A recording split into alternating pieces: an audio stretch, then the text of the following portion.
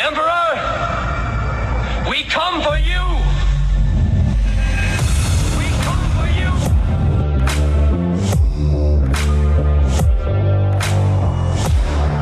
Did IQs just drop sharply while I was away? Long live the fighters!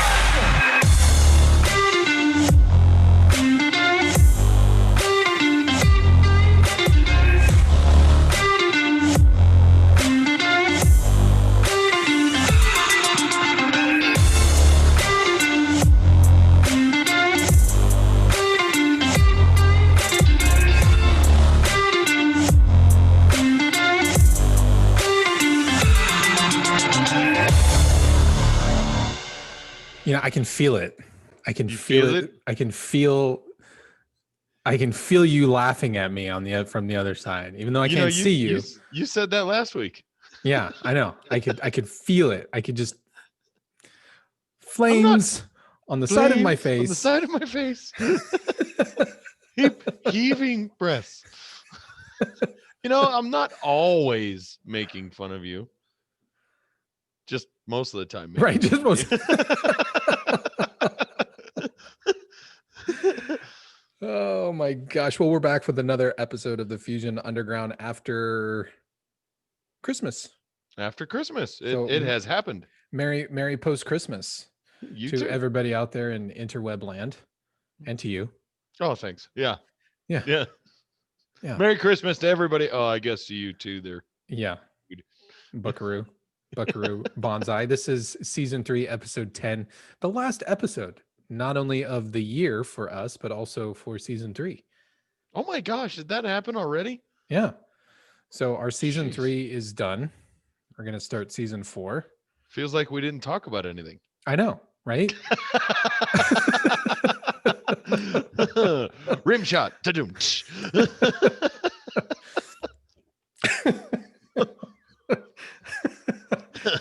But we're just going to keep going. This Well, is number 38 out of total episodes. That's insanity. So we're catching up there on the big old 5-0. Well, we got to hit 40 first. We got to hit 40 first. I know. Don't age me prematurely, man. That's coming soon enough too. Don't do that. Yeah, well, we gotta figure out something to do here. We've got 12 episodes before we hit the big 5-0. We gotta do something fun for that. I think so too. I think we should actually queue up some video of some of our old episodes and just make fun of us for an hour. It'd be easy to do. I mean, there's a lot to make fun of, but I mean, it's probably putting the video together would be the hardest part of the whole thing. See, we need a Snurdly. Yeah, we need somebody with a lot more capabilities than us to be able to do that. Yeah, and time.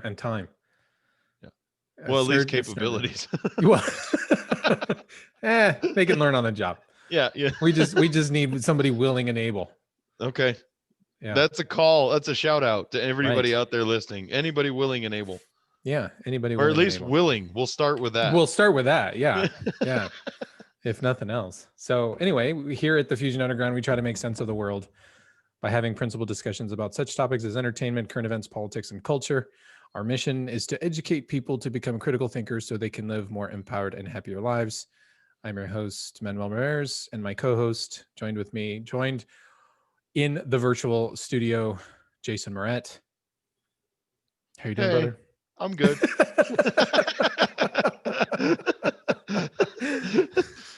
So are you ready Hopefully for by season 4, we'll have our intro candor down. Sorted That doesn't feel out. Awkward. Yeah. I want you to do the opening one of these days. Are you sure? Yeah, I think it would be funny. Oh, it would be funny. I guarantee you that. Well, the next, are you looking forward to 2020 being over? Yes and no. I feel like I have so much unfinished business for 2020. It feels But- like just a very short year, but one of the longest as well.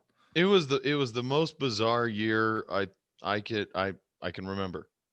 Absolutely bizarre. Just out there. Bizarre because a whole year has gone by and nothing really has happened.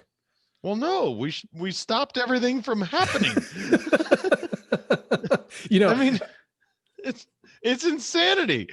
Well, for those keeping score at home, Wonder Woman released this week. Yeah, pretty much. Okay. That was how it was received by the world. So it was released a few days earlier. So it released here in the United States on Christmas Day to theaters and on HBO Max. But it released a few days prior around the world. And I think it was like a 5-day total. It only made 38 million worldwide. That didn't include, that was before Christmas Day, so that doesn't include US dollars. Right. But it's opening to, they haven't actually released any numbers yet because I think they're so terrified to show that this movie has completely bombed. Warner Brothers has already gone out. They've already come out and said they're green lighting and fast tracking Wonder Woman 3. And most theaters are at half capacity. Sure. Because they have to allow, room in between, they're like every 2 seats. Well, there's 2 seats and then they skip 2 seats and then there's another, and then there's 2 more seats because that's supposed to apparently keep you from getting sick. Yeah, that's the social distancing. Now, I was always curious, what happens if you have a family of, I don't know, 3? Right. You buy tickets and then you have to tell them when you get there so they can make arrangements for it. It's a pain in the ass. Yeah. Just go in multiples of 2. Just even it out. Yeah. So dumb. Because it's so just dumb. But the movie is getting terrible reviews. It's tanking in terms of, and I'm not even just referring to movie critics. I'm referring to fans of superhero movies. People that want this movie to be good, and they're coming back and saying, "My God, that was a piece of garbage." Well, and I haven't heard much about it, and honestly, I've only seen a couple previews. I was genuinely confused a couple times, but sometimes that's not terribly hard, especially with movie previews. I think they try to do that on purpose. But I thought Wonder Woman's love interest, and I can't remember his name, died in the first movie. And now I see him again in the second movie. Right. Keeping in mind, we've had a Justice League movie in between where fast forward to the future from, Wonder Woman, the first timeline into the future. She's there. So I don't know where I'm already confused. It's 1984. Who knows? But man is evil. And, if you're born with a penis, you're evil. So what's not to love? What's not to like? Well, and honestly, there's been a big push in that, especially in the superhero movies thing recently. So why not Wonder Woman too? Yeah. Absolutely garbage. It's absolutely garbage. And I just think it's hysterical. Speaking of DC Comics, which makes the Wonder Woman comic, they're going through their 3rd round of layoffs this year alone. They went woke a couple of years back. They hired in all of these woke artists and woke writers, and nobody bought their books. Yeah, nobody wanted them. So weird. Right, amazing.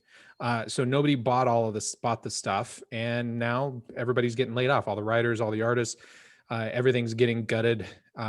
Rumor on the street is that DC Comics will completely fold up and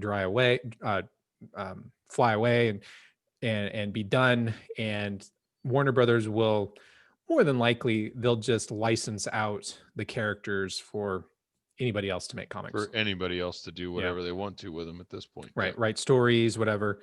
Because let's face it, people are going to go see the Wonder Woman movie, right? People are seeing it. People will go continue to see it. Sure. Well, they'll trickle out there. But they're not going to leave the movie theater and rush out to buy any comics. No. They're just not going to do that. No. So nobody cares about the comics. Nobody does. And so, I mean, in one hand, it's kind of sad, but in the other hand, you reap what you sow. Yeah. And it's, so for me, I loved Superman. That was my favorite superhero. So there's a soft spot in my heart for DC Comics, and I liked a lot of the Justice League comic books, and I guess that's reaching back to my childhood. But yeah, as far as the the social justice bandwagon that they jumped on. I'm like, yeah, this is kind of what you get. Yeah. And I mean, let's be honest, you compare them to like Marvel right now. I mean, it's leaps and bounds difference. Well, yeah, but Marvel's not doing it, not doing too bad in the woke category either. They're pretty coming. much right there. So, Yep. Yeah, I mean, comics is just sort of a dumpster fire right now, but you know, c'est la vie. But so that's not all we're going to talk about here on the show. Good. For for anybody listening, you know, our two listeners, we're actually going to be talking about masculinity today. So yeah. Okay, I better go get some real quick. You know, I started thinking about this as I was looking at, you know, things like Wonder Woman, things that are going on in comics. You know, there's a tremendous amount of people that are, you know, they rail against the patriarchy, right? You always hear that, you know, patriarchy is evil, toxic masculinity. You've probably heard that term. I'm sure many people have heard that term of late over the last few years. And so I want to kind of kick that around a little bit. Okay. And I'm of the opinion that we don't need less masculinity. We actually need more. And I'm of the opinion that the masculinity that does exist, when people talk about toxic masculinity, that there are many people that lump all masculinity into the toxic category and just say, well, all masculinity is toxic. And so we need to just get rid of all of it. And I think, no, I'm of the opinion that we shouldn't get rid of it. We need to be able to understand what good masculinity is, and we need more of that. So what is good masculinity? We're going to talk about it today. Good. No, I think that's incredibly important, especially for our young boys who are growing up, you know. And you look at the opposite end of the spectrum, nobody's talking about toxic femininity. I mean, if I were to say something like that, I'd probably get shot. Right. Do I think that women need to be, you know, mothers only, stay in the kitchen, you know, blah, blah, blah? No, I'm not saying that.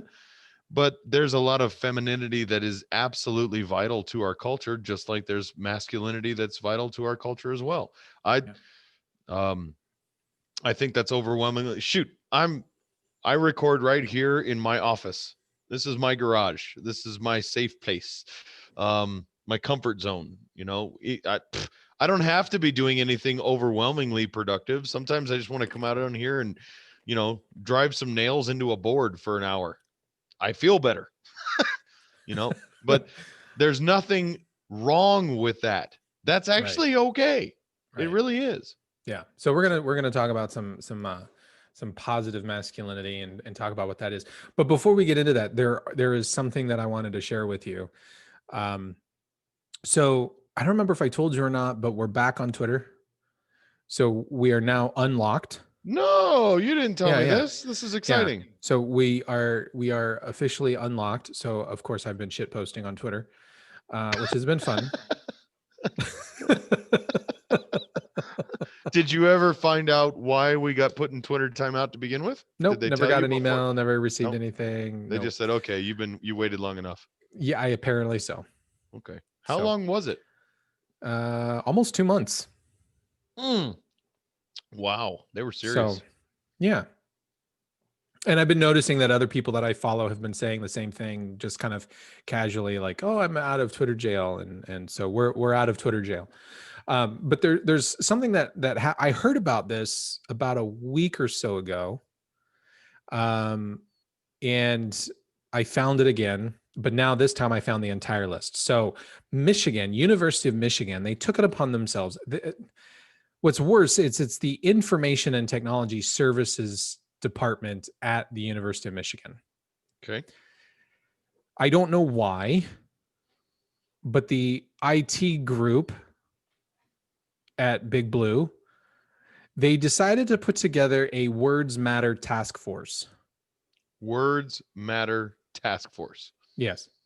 Okay. And they have come up with a preliminary and advisory draft of words. They published it on December 8th.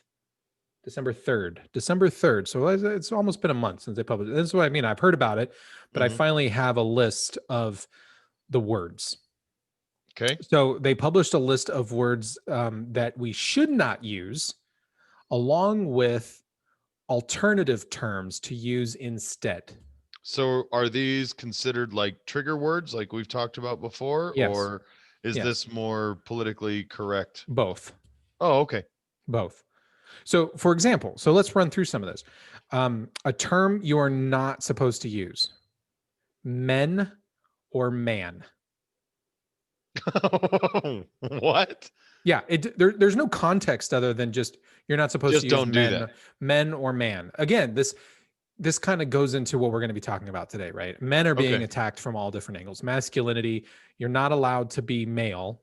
You're just allowed to be a person. And that's actually what they want. They alternative terms: people, person, or a wholly different word.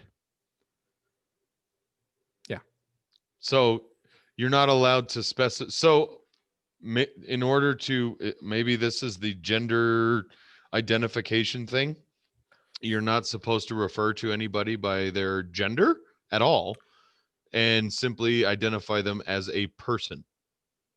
Right. They actually give an example here of man hours.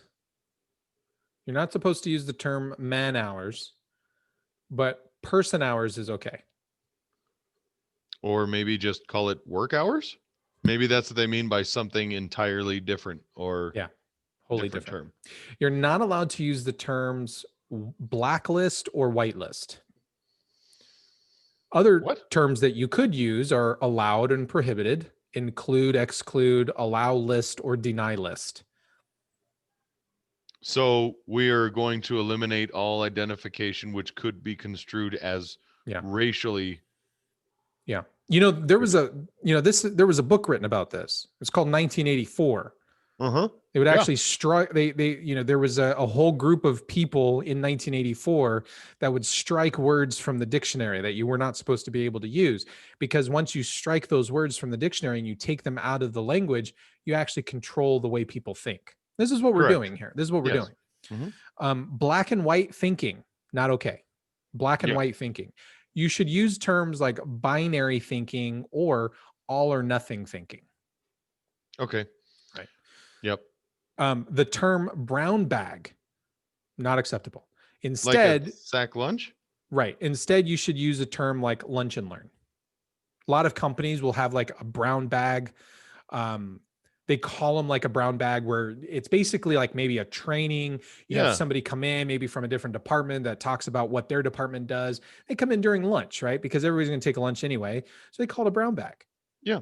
Because it's the brown paper bag you used to put your lunch in to take to either school or work. Right. Brown bag. But apparently that's racist because, Hispanics are whatever. Crack the whip. Crack the whip. You're not allowed to use the term crack the whip. You're supposed to use things like manage the effort closely. No. Yeah. No, managing the effort closely is not cracking the whip. That is a specific term for a reason. Right. Good Lord. You're not supposed to use the terms crazy or insane. These are crazy and insane. Yeah. Instead, you're supposed to use words like outrageous or unthinkable, nonsensical, incomprehensible, ridiculous, egregious, or irrational. All of this is all of those too. Yeah. You're not but supposed also to use, crazy and insane. Go ahead. Right. You're not supposed to use crippled. Instead, things that you should use words like weakened or deteriorated. When referring to a system, you should not refer to it as disabled. You should refer to it as deactivated or broken. I'm sorry. If I saw somebody who was actually crippled and I called them deteriorated, I think that's worse. That's worse, right? That is worse. You should not use the term grandfathered, like you were grandfathered in. Instead, it's legacy status or legacies in or exempted, excused. I can tell you right now, if I referred to my daughter's grandfather as legacy father, He would probably be pretty pissed. Yeah, right. You should not say gypped. Like that, I was gypped. Yeah. Right? You instead defrauded, swindled, cheated, ripped off. Because gypped comes from gypsy. Oh, for crying out loud. Right. Gypped comes from gypsy, which is an ethnic group of people, whatever, dumb. It's stupid. I know. Handicapped, you should use restricted instead. You should not use girl or gal or boy or guy. Instead, you should use person. No. Yeah. No.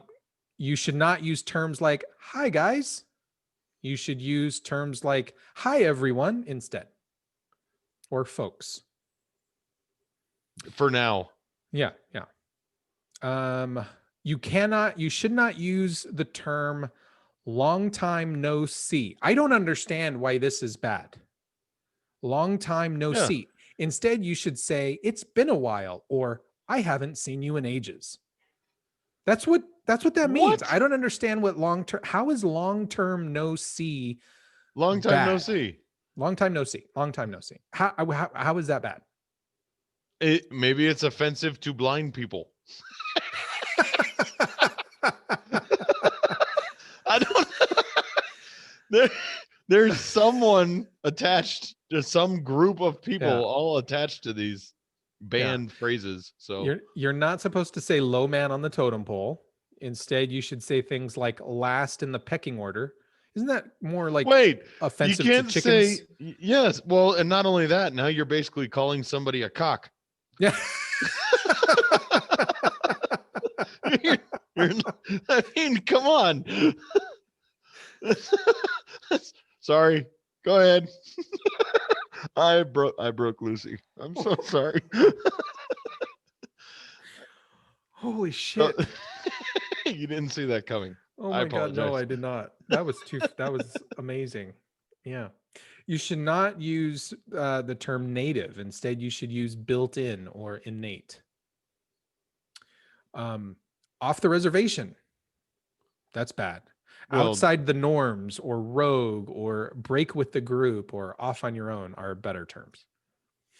Now, this is one that I do not understand. You're not supposed to use the word picnic.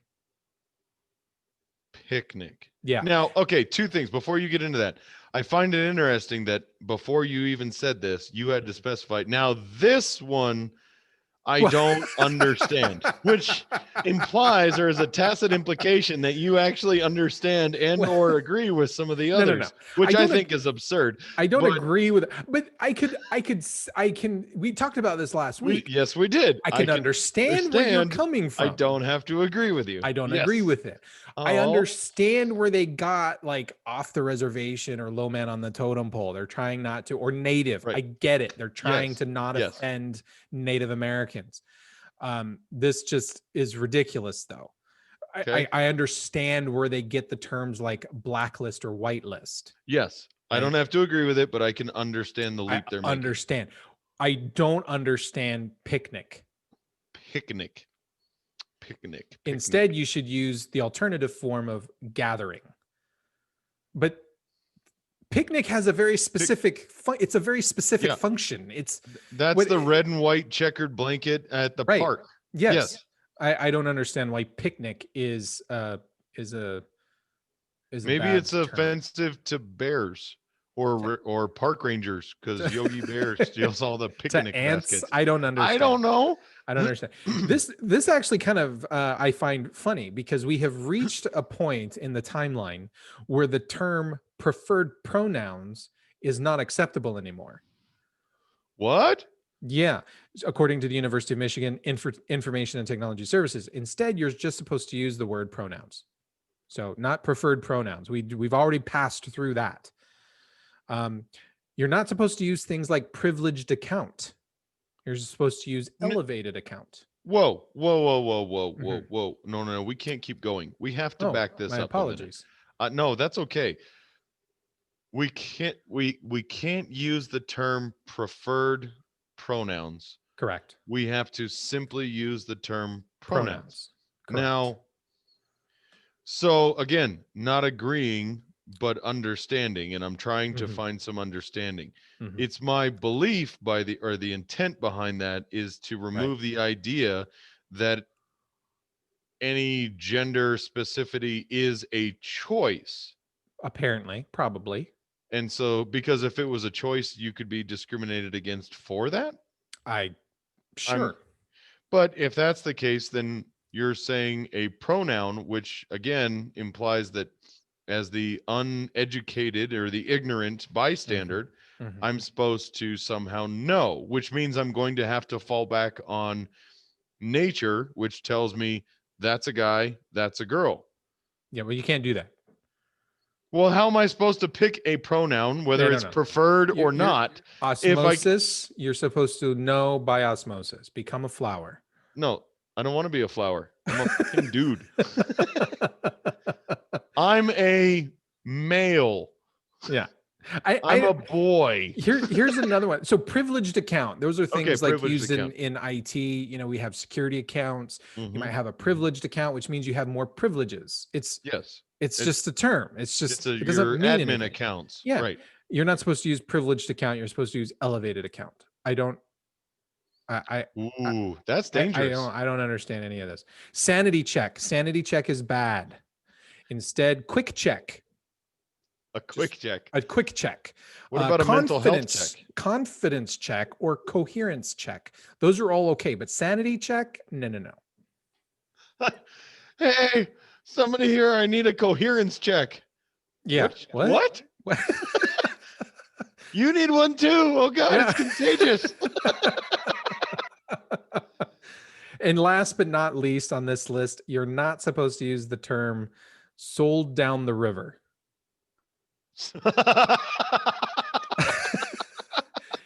Instead, betrayed or thrown under the bus. You know what's great about this list is it's not alphabetized by term. Notice how men or man was right at the top of the list. That was the first thing because it's literally the top of the list. Yeah. And so yeah, this is just the funny part. And this I've had this argument about political correctness for a long time. Mm-hmm. No matter how far we quote unquote advance as a society, and what term we're going to come up with. We will, in a matter of time, sometimes short, sometimes longer, deem that the term we also then substituted for is actually more offensive than the original one. I mean, pick a thing. I remember growing up early when I was still young growing up, but retard was definitely bad. Right. And we've changed that to I don't even remember. There was like 2-3 terms. I think now we're on to like cognitively delayed and that's probably changing too. But this never ends. This is what I'm talking about. This whole, once you jump on this as making that acceptable to change the English language, this does not stop. Right. It's just, I mean, look at the preferred pronoun thing. That's very recent. Yeah. You're talking about in the broad scheme of the English language. That's very recent. And now it's already, it's already been changed. It's already been changed. In other news, I think I texted you this and we never got a chance to talk about this last week. But we have talked about her before, Sarah Fuller. Yes, you did text me. The kicker from, what was it? Virginia or something like that, right? I don't remember now. I don't remember. Some random college. She kicked one field goal and it wasn't, or she kicked once and it wasn't even good. She was inducted into the College Football Hall of Fame. There you go. Not for accomplishment. She didn't accomplish anything. No. She just had a vagina and wore a jersey. Right. So I guess she got installed into the College Football Hall of Fame for being a girl. Yes. I wonder, here's the thing. Is the first male football player inducted? Was he ever inducted into the College Football Hall of Fame? I'm curious. That's impossible. First and foremost, because there's no such thing as the first. In order to have a football game, you got to have on the team, right? Yeah. So that means you had to have 22 people to have a game. Okay. My bad. Were the first 22? No, Yeah. probably not. Right? Okay. No. Well, okay. Didn't think so. All right. Well, moving along. So I wonder if I self-identify as a female, if I can go out and play on like the softball teams Yes, or you can. the ladies volleyball teams and just trounce the hell out of all of them and then get inducted into the Hall of Fame. There are organizations and different states and whatnot that are enacting laws to allow transgender women, i.e. men, to compete in women's sports. And Billie Jean King and Rapinoe, I forget her first name. She was on the U.S. soccer team that won the World Cup several times. They are fighting for transgender women to participate in women's sports. So, I'm going to say this. All of you woke folk out there, you reap what you sow. Yeah, right. And I'm not picking on anyone, but I'm especially towards women. I'm telling you right now, there was actually a who did this? I think it was South Park did a little had a little snippet of Macho Man Randy Savage, who's all of a sudden self-identified as a female and was winning gold medals basically hand over fist and literally beating the hell out of women in wrestling and pretty much any sport out there. It was really disturbing, but yeah. That's going to happen. I think that's what's going to end up happening. There was a couple of years ago, there was a young guy in college, or was it in high school? I don't even remember now. I think it might've been in high school. He was not a very good sprinter. He ran track and field. He was not very well. He was decent, but he wasn't even in the top 20. Right. In the event against other men. And he came out and said, I'm now a transgender woman, and ran against the women and crushed them. Just crushed all of the girls who were sprinting again in like the 100-meter dash. If you win by a second, that's a big margin. He crushed him by like 3 or 4 seconds, which is just huge. Okay. Might as well have lapped them, for crying out loud. And everybody's like, "Oh, this is so wonderful. This is so fantastic." I'm like, "This is ridiculous. How do you That's define not a woman? Wonderful or fantastic?" And you guys know that. They know it. You know that. Right. You are so far deep into that. You have no choice but to double down and cheer when you know in the pit of your stomach that is freaking wrong. It's just wrong. It's wrong. I fear like we're going to have an Olympics, and we're going to have dudes who come out and say that they're a transgender woman, and they're going to go into boxing, for example, and they're going to box against women. There are women boxers in the Olympics. Yes. That is a thing. There is the women's boxing as a sport in the Olympics. And one of these guys is going to kill one of these women in the ring, and people are going to lose their minds. Yeah. Yeah, they will. That's going to be tragic if something like that ever happens. Or we're going to see it in the octagon, in these in these the MMA stuff. Yeah, the MMA style of fighting and everything like that. We're going to have, I mean, it's only a matter of time at this point. We're going to have a transgender guy. We're going to have a guy who's like, you know what? I'm not good enough to compete for, whatever championships or anything like that. So I'm just going to come out as a transgender, and I'm going to fight against the women. And we're going to have a dude kill some. See, and I think actually, and maybe I'm wrong. I hope I'm right, but I think the MMA groups, they won't allow that. They go, no. I hope they don't. No.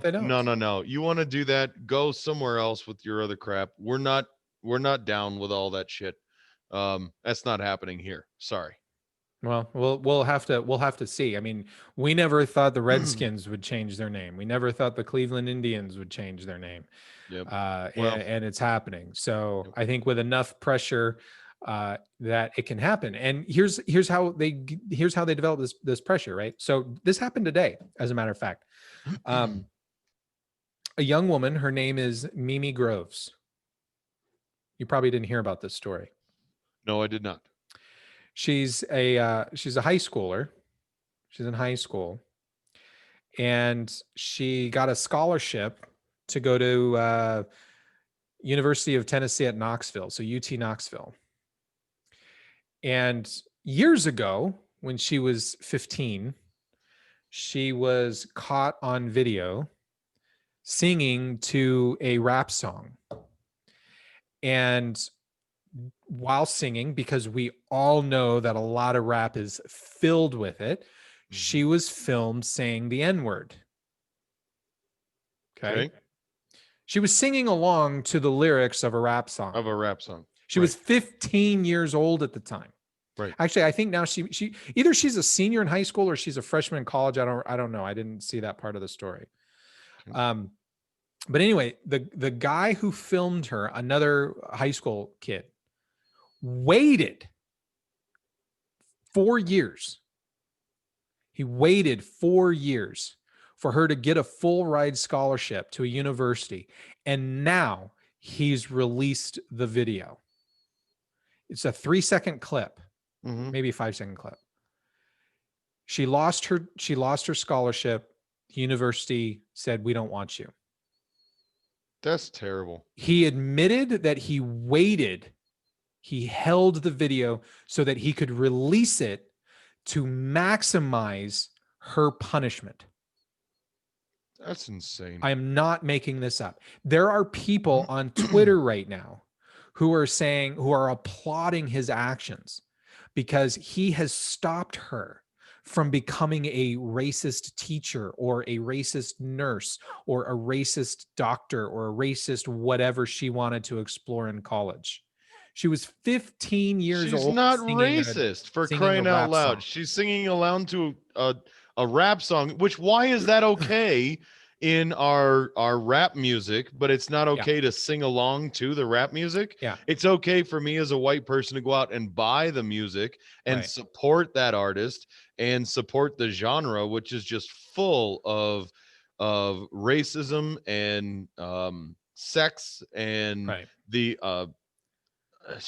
objecting women. I mean, it's absolutely just loaded with it, and that's okay. You'll take my money if I want to listen to it, but if the minute I sing along with it, now I'm racist, I'm misogynist, I mean, are you serious? And I want to know, where are the feminists?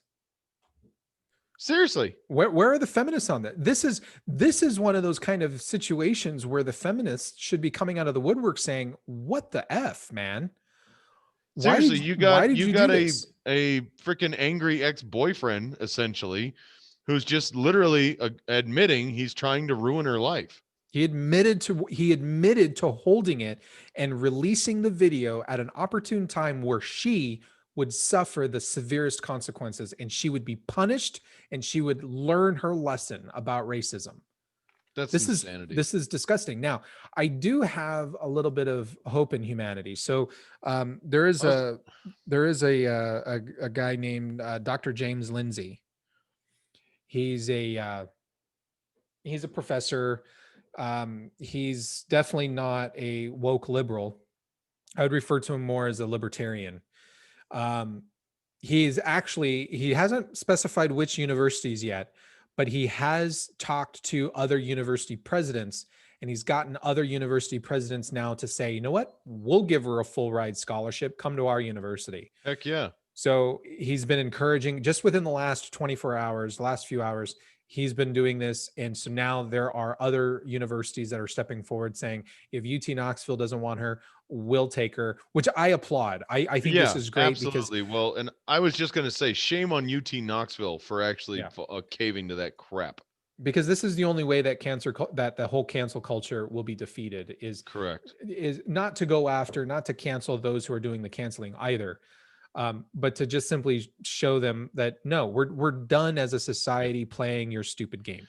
Yeah, no, you can't take somebody who's actually a part of the cancel culture and turn around and cancel them. That does not work. It doesn't have, because then you're just a big meanie head and you give everybody the reason to actually double down on you. The best way to actually address that is to go, you want to cancel that? You go right on ahead. We'll take care of it. I don't care what you say. You don't like what we're doing? Tough. Deal with it on your own side. You can go bark up somebody else's tree because we don't care. Right. That's the only way you handle that. Yeah. All right. Well, let's talk about some masculinity. Yeah, I'm ready to rock and roll now. Let's go. All right. So there's this book. So the idea came, and I when I texted you earlier, I said, I want you to think about masculinity, but I want you to think about it from the perspective of king, warrior, magician, and lover. Yep, you did say that. And you were like, do. I'm like, why can't I be the king wizard who's I'm sorry, you said who's also a warrior and a damn fine lover. Yeah. I think why can't I be all four? Somebody out there is already making a case. I can feel it that you're one of the four. And I don't know. I'm probably a lover, not a fighter, but that's okay. Go ahead. So this is based on a book that was published by these two gentlemen, these two scholars, Robert Moore and Doug Gillette. So they published this book called King, Warrior, Magician, Lover: Rediscovering the Archetypes of the Mature Masculine. I would encourage any male to actually read this book. It's a great book, and I dug it up and started going through it again, thinking about all of this kinds of things. And so part of the argument that they make is that our society needs more masculinity, which I agree. Their whole argument is we need a good masculinity, and they define good masculinity by these four archetypes called king, warrior, magician, and lover. Now, before I go down that path, we need to define some terms. So what is it that they mean when they say an archetype? The word archetype, it's a very Jungian term. Carl Jung coined the term archetype, and what he's referring to is it's a character class. It is exactly a character class. Thank you very much. Yes, that's the best way of thinking about it. If you've played an RPG role-playing game, right, there are things like, well, I want to be the warrior, or I want to be the paladin, or I want to be the fighter, I want to be the little thief, the rogue, right? Those are archetypes. And so these archetypes are structured in a way that really fit in with our psychology, and we fit into these different types of archetypes all over the place. So these guys, these two, Robert Moore and Doug Gillette, they thought a lot about this stuff, and through their psychotherapy practices, they came up with these four archetypes called king, warrior, magician, and lover. So hopefully that makes sense.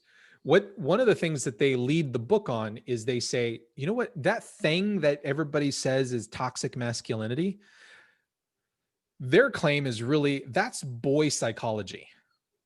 Yeah, and they say, I can see that. They say what we need, of course, we need less boy psychology, and we actually need man psychology.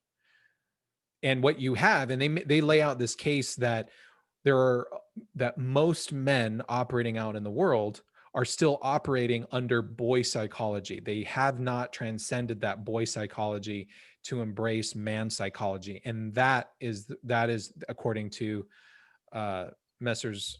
Moore and Gillette, that's why we have this whole concept of toxic masculinity. Okay. So, and I'm making a couple leaps here, but I'm assuming this boy psychology is really identifying more the, I guess, kind of the testosterone driven actions of the young man trying to find his way before he can transition, almost trying to curb the negative behind testosterone. Am I grasping that? Yeah, in a manner of speaking. So, there are a lot of ancient cultures and societies, right, that had, and we talked about this on this show, we talked about rites of passage, and how we lack rites of passage in our society, and how important that is for young men. When young boys are when they're growing up, they're very attached to their mother. And in a lot of ancient tribes and societies, what would happen is there came a point in time where the men would actually say, okay, nope, you're done being a little child. You're done. It's time for you to become a man. We're literally ripping you away from your mother, and you're going to undergo this rite of initiation. And during that rite of initiation, you are abandoning all of your boyhood, ideals. Okay. And we're also teaching you some of the mysteries of what it is to be a man. Right. And the tribe, everybody around you in your group, in your tribe, in your society, now looks upon you as you're a man and you're expected. Yes. All of the tribe now says you are expected to be a man. There's that transition. And men, we lack that today. We don't have those kinds of things. No, our society as a whole, we lack that transition where the expectation, the transformation has to happen from boy to manhood, and it's more mental than anything else. It doesn't really, so. It's very much a mental transformation where you step out of the child mentality of being provided for and having others provide for you, and now take on the provider role as a man, entering into that. And now society also holds you accountable for being a man. I mean, right. And we have these in our society, right? There are examples of people who are 50 years old who live at home with their parents, not because they're taking care of their parents. There's a difference. Sure. Right. There's a difference where you become you reach a certain age, your parents have reached a certain age, maybe one of your parents has passed on, and now you're making the choice to live with your parent or parents so that you can take care of them in their old age. That's a lot different. And I'm not talking about that. I'm talking about the people, the 50-year-old men who they have nothing going on in their lives. They've never made anything of themselves. They've never held a job for more than a couple of months. They barely know how to change the oil in their car or even go get the oil changed in their car. They don't know how to function in society because mommy and daddy have done all of that for them their entire life. Right. And so now they live at home in their parents' basement, and their parents buy them all of the food, and their parents pay for their housing and their clothes and all of that stuff. And in some cases, their parents even pay for their son's son or son's daughter, right? So now they're paying for their grandchildren, taking care of their grandchildren, because their own son or sons are incapable of doing so because they've never transitioned away from boy psychology to man psychology. Right. It's a complete failure to launch idea. Yeah, absolutely. It's that complete failure to launch. One of the things that they said in this book, as I was kind of going back through it, I kind of chuckled, but I think it's very, very, very, very true. There's this line where they say, boys fear women. They also fear real men. Yeah. Right. Yeah. And that's very, very true. Because as a boy, right, you remember you're going afraid to talk to girls, man. You're like, no, I can't talk to anyone. No. You know, going to the middle school dance, right, where you're only there for 2 hours anyway. Right. And mom drops you off and all the teachers are there and all the guys are just like stuck up against the wall.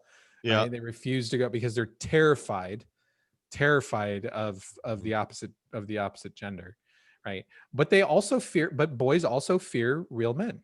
And I think that's a very, and I'm not talking about abusive men or anything. I'm talking about real men of man psychology. Yeah. Yeah. And it's more than just a physical, it's not a physical fear of violence that I think that they're referring to. It's almost a personal intimidation, not wanting to overstep their bounds with someone who is strong in their person, in their character, a real man in that regard. And they're usually told what to do by people like that.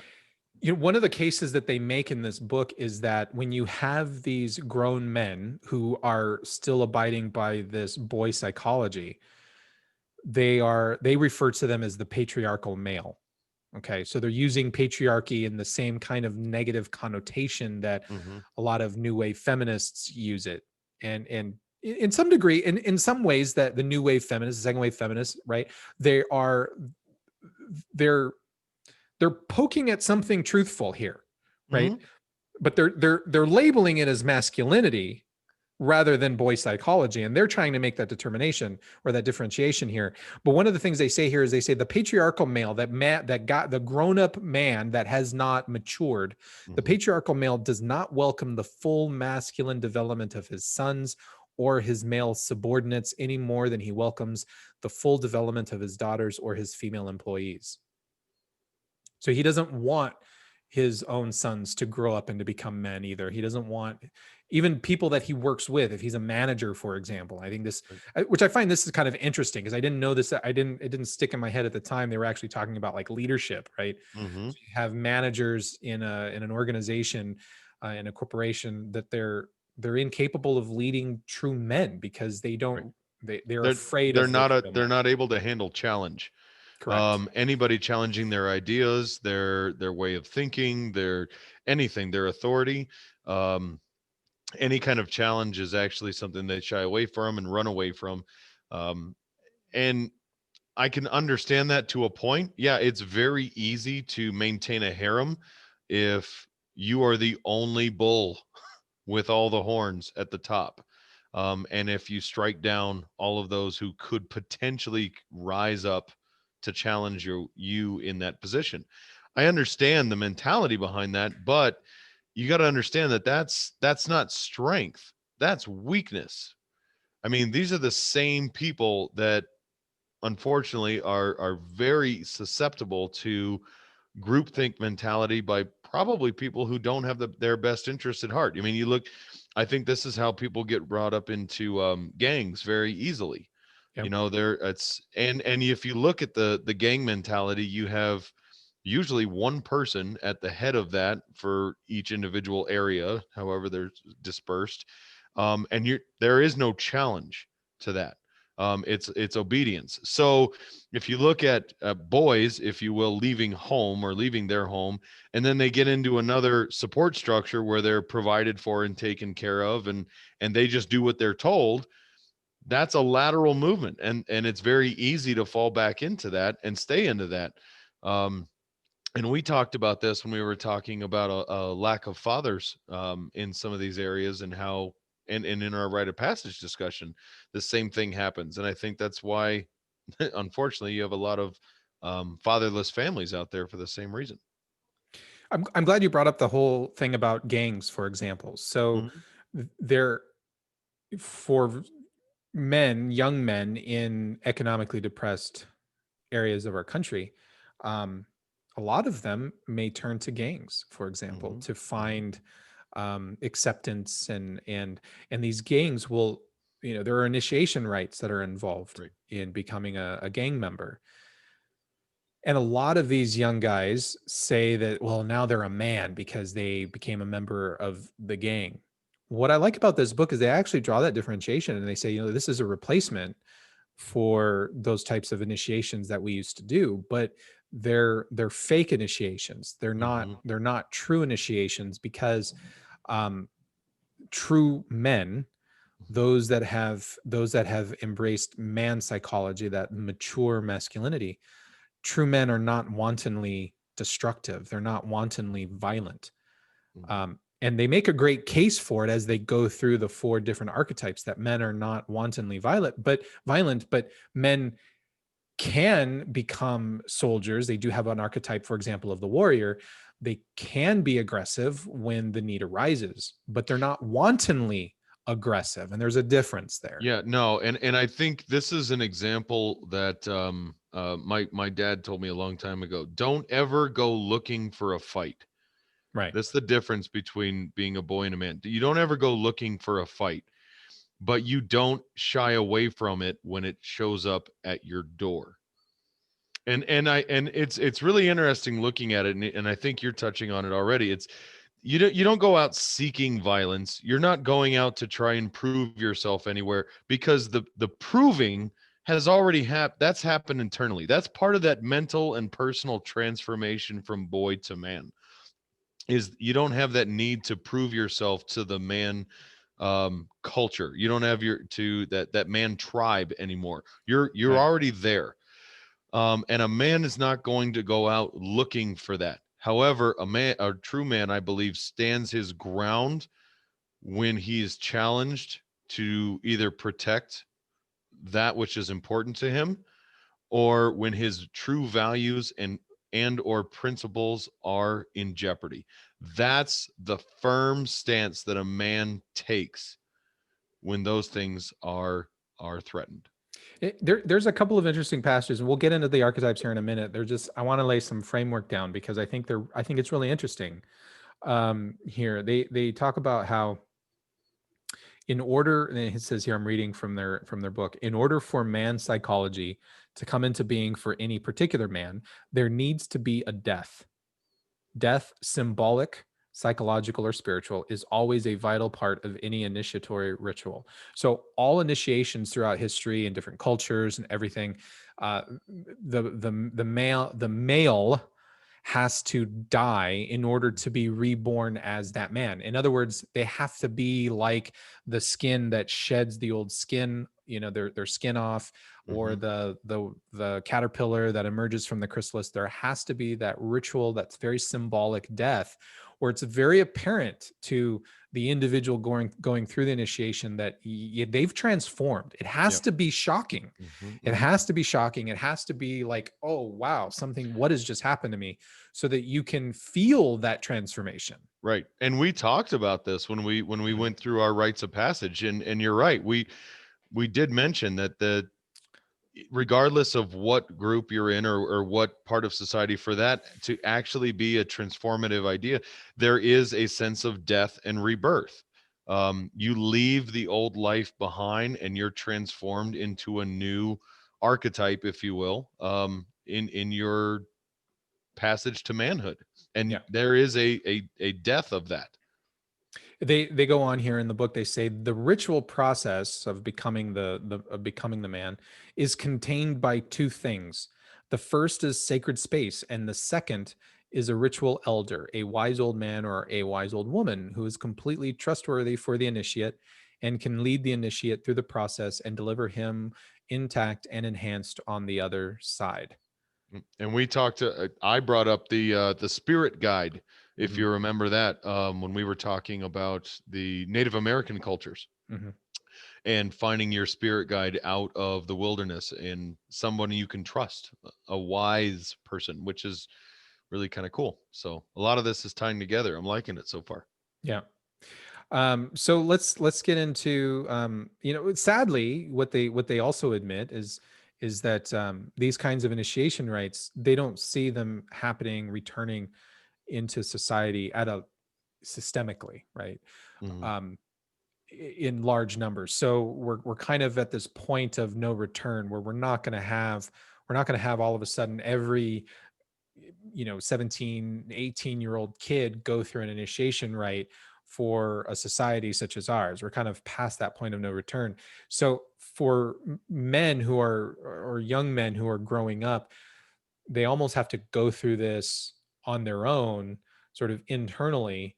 They don't really talk about how one should how one should actually accomplish that, but sadly that's sort of where we are. And I think that's one of the reasons why I wanted to talk about this. I wanted to bring this up so that I know people, for example, you're a perfect example. You have a son that you're trying to raise. And I know there are other people that listen to the show that have sons. And I hope that they hear this and think, maybe there's something to this whole initiation process.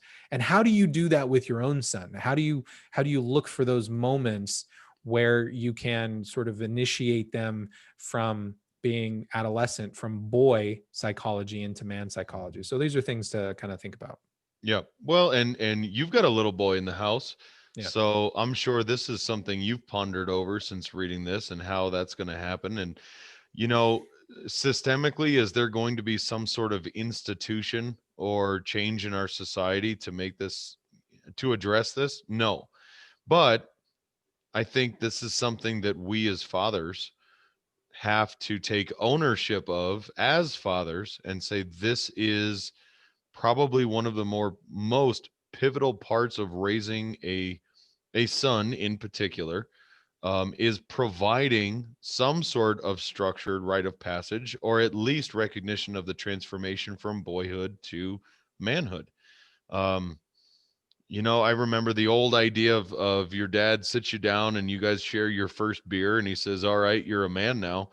Well, that's cool, but is that going to constitute a rite of passage? No. But is that a place for fathers out there to start? Sure. Yes, I absolutely think that can be. I mean, and you look at the I guess kind of more transformative moments of growing up. I mean, whether it's you start driving, that's a step on that passage, on that journey. You turn 18. Why that's a big thing, I don't know, but still, all right, you graduate high school and you're 18 now. You turn 21. At some point, you move out of your parents' house and you get your own. I mean, when you talk about actually leaving your house, whether it's by choice or by force, your parents say, "All right, that's it, you got to roll." Um, that's a big transformative moment where you have to now provide for your own household. That's a key spot to really hone in on. And if you're a father out there, this is a moment where you really start talking to your son about, okay, you're on your own now. This is what this is going to mean. That doesn't mean I'm outside of earshot. I'm not gone. I'm a phone call away. I'm here to help, but you have to now step up and take ownership of your own life and your own home. This is your dominion, your safe haven. This is for you to protect and own. You know what I mean? Those kind of conversations are I think pivotal steps in trying to make that rite of passage actually happen. And there are elements here that I think mothers need to be aware of, because mothers have that tendency. They do want to be mom. They want to mother their children. There's nothing wrong with that. But we have to be careful, not only as fathers but mothers as well, that there comes a point where you have to back off on the mothering. Mhm. You have to, and that's why a couple can be such a good team, is that the father can now step in and say, okay, you can still be mom, you can still mother him if he gets too hurt, but he needs to start standing on his own. Yeah. and Yeah. and And moms need to recognize that and back off. and keep in mind, I think we should point this out. There is a vital um relationship dynamic between son and mother Mhm. that son and father will never have. Correct. So for the purpose of our discussion, and we're talking about masculinity, keep in mind, at no point, I don't believe, are we going to be trying to diminish the relationship between mother and son. Um, Actually, quite the contrary. I think by developing from transforming a boy into a man, the relationship between mother and son actually strengthens in a very unique way. Very much so. So, but yes, I agree with you. You have to, in that same idea. All right, you got to fend for yourself. It's time to detach you from your mama and from me and from all of the comforts of home. And you got to figure it out. I'm going to throw you in the pool. Do you know how to swim? Well, let's find out. Poomp. That's a total dad tactic. Do you know how to swim? I don't know. Let's find out. Throw you in the pool. Well, Oh, I got to get him. and there's an important thing there, because, and I think you touched on it, and that is, if mothers allow themselves to back off and allow their boys to embrace man psychology and transcend away from that boy psychology, they will have a deeper and more meaningful relationship with their sons, Mm-hmm. and Yes. sons with their mothers. But if the mothers continue to mother their sons, then all they do is encourage their sons to remain in that boy psychology.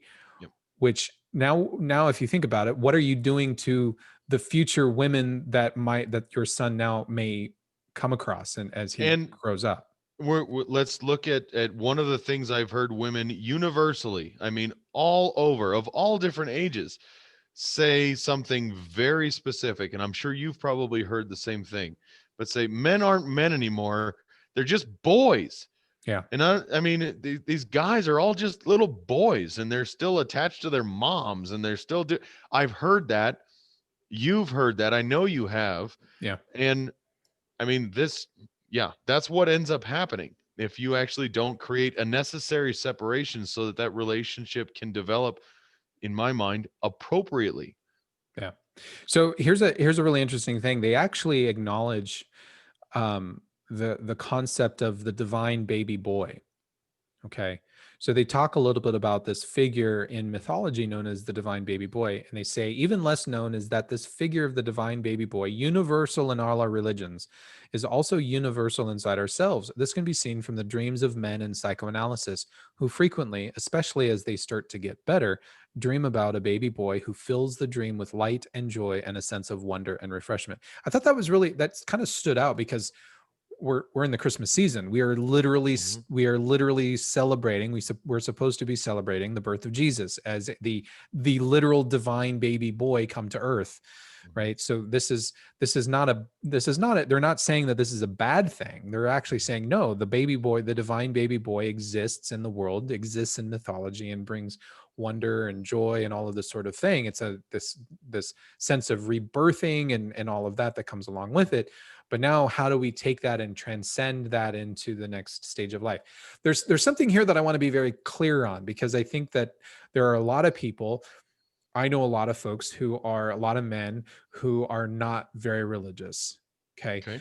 And there's a distinction here that I think people need to understand. A lot of people who claim to be not religious, they stand against the supernatural concept of religion.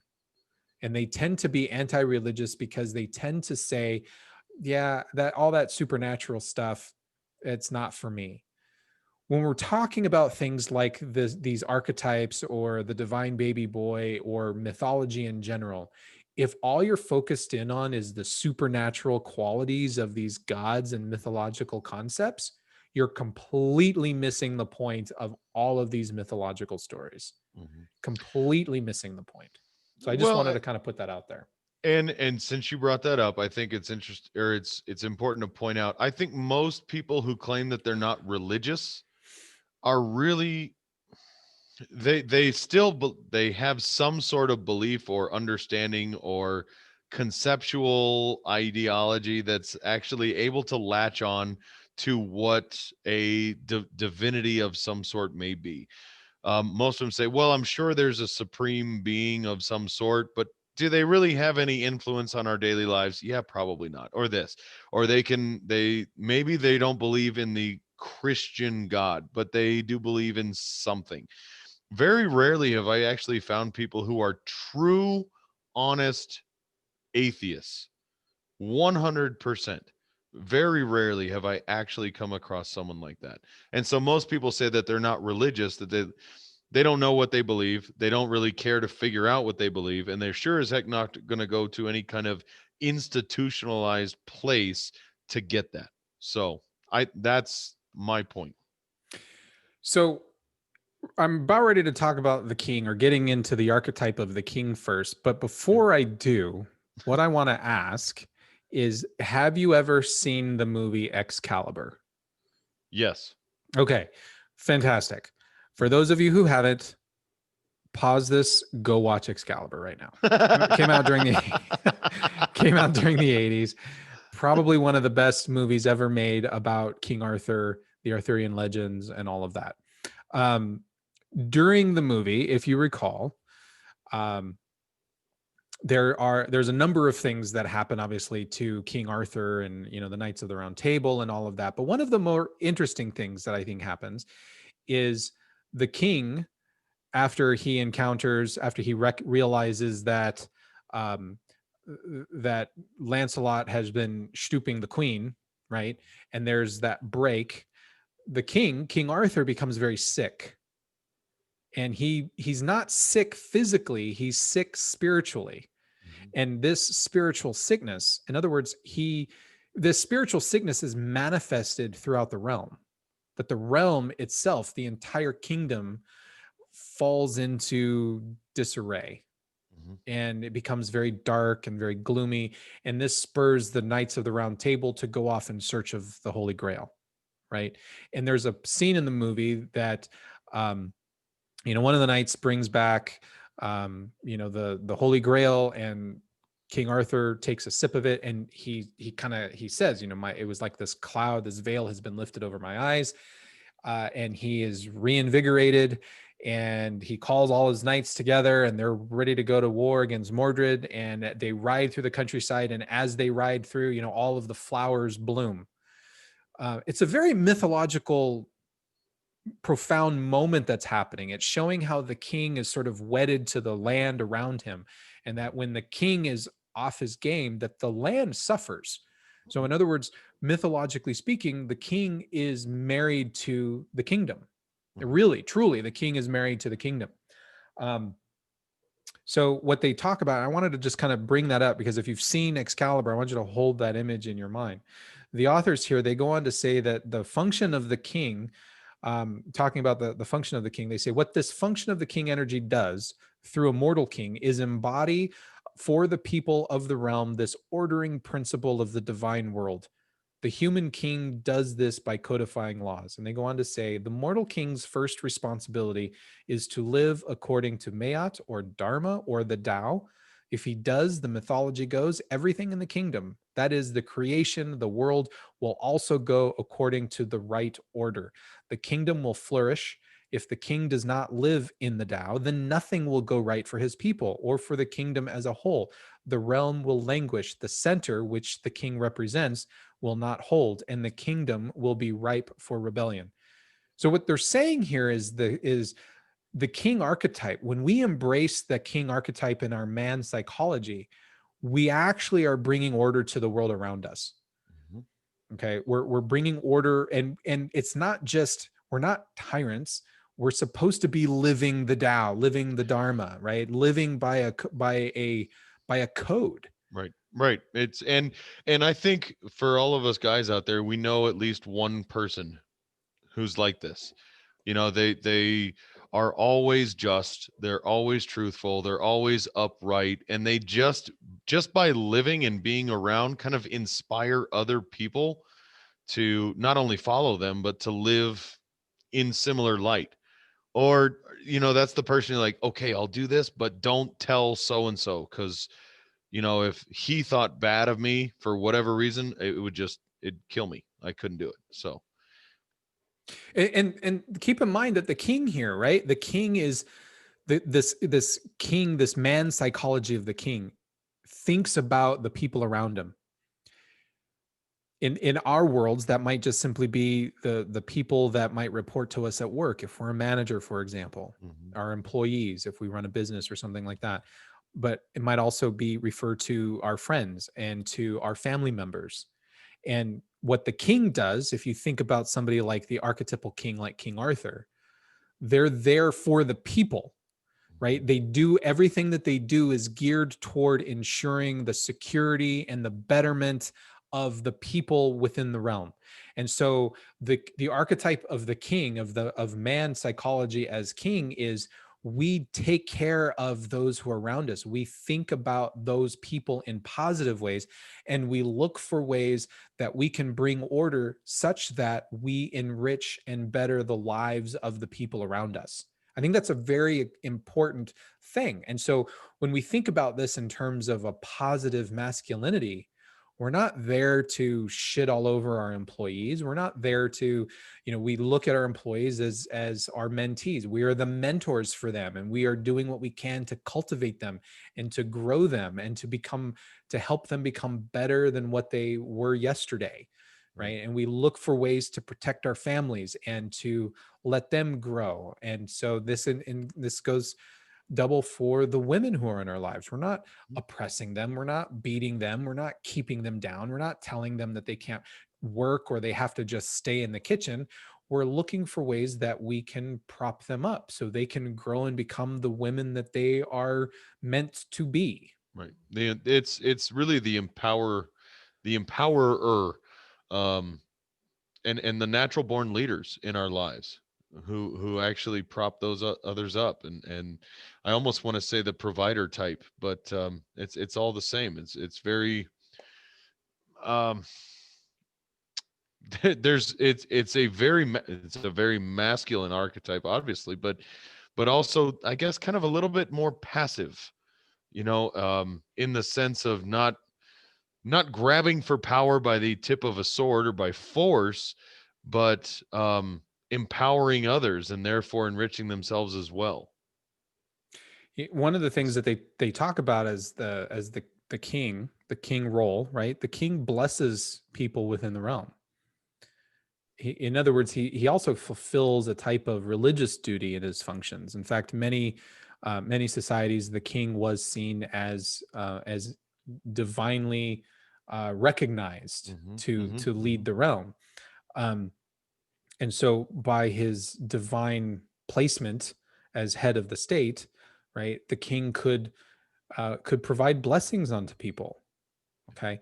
And one of the interesting things is there are numerous psychological studies that show that the simple act of blessing, right? There's the act of like a priest, for example, who blesses you.